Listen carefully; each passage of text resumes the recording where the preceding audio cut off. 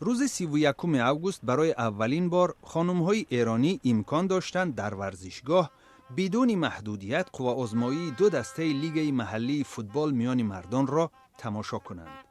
هزارها زن ایرانی با لباس و شیارهای سرخ دسته پرسپولیس در ورزشگاه آزادی تهران قوه‌آزمایی با دسته صنعت نفت شهر آبادان را پیگیری کردند. قبلا استادیوم نیومدم، برای اولین بار 100% یه شور و هیجان خاصی داره و مخصوصا از برادر و پدرم شنیدم جو استادیوم خیلی خوبه. بعد مثلا ما چه فرقی داریم؟ خب باید ما هم بیایم تجربه کنیم. ما نوجوانا مخصوصا باید بیایم فوتبال از نزدیک ببینیم چون خیلی علاقه داریم ما هم به ورزش. فیفا باعث شد که ما خانوما مثل همه خانمای همه جهان بتونیم تو استادیوم بیایم و از تیمی که دوست داریم طرفداری کنیم.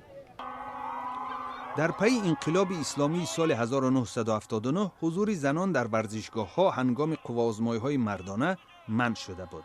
سالهای اخیر زیر فشار اتحادیه بین المللی فوتبال فیفا و حامیان حقوق زنان مقامات ایران به چند استثناء موافقت کرده بودند.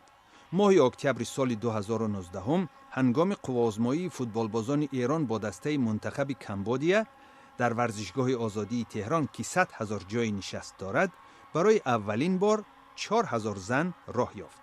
همین مقدار زنان برای تماشای قوه‌آزمایی دیروزه نیز اجازت گرفته بودند، ولی خبرنگار ریترز میگوید بازی دیروزه در حضور هزارها زن برپا شده با حساب 2-0 به فایده پرسپولیس تهران به انجام رسید.